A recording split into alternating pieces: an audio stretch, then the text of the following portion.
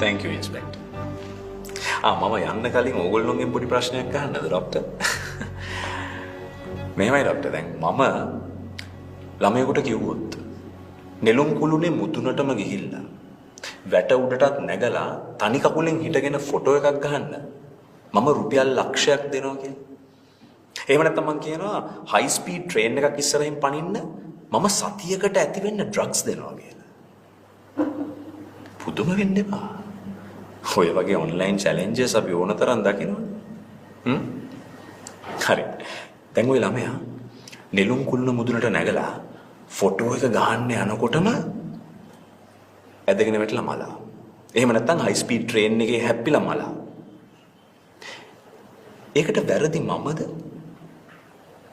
එහෙම නැත්නම් තමන්ගේ ආරක්ෂාව සලස ගන්න බැරි ඒ ළමයා ඊට වඩා වැරදි නැද්ද?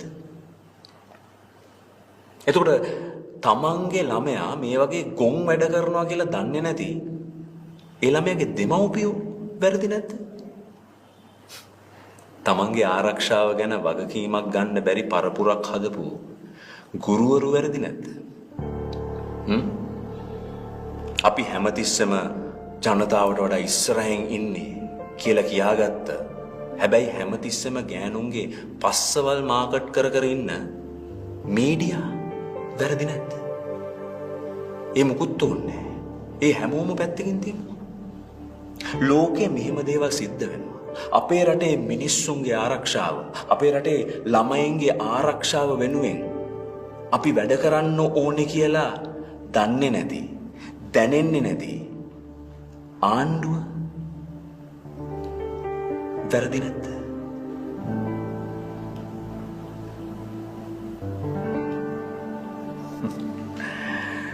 මේ සිස්ටම් එක ෆේල් ડોક્ટર දනුක රාජනායක. මේ සිස්ටම් එකට පුළුවන් මරුණාම ශෝක ප්‍රකාශ කළා කවියක් ලියන්න විතරයි. තාරක මොකද්ද කියන්න හදන්නේ?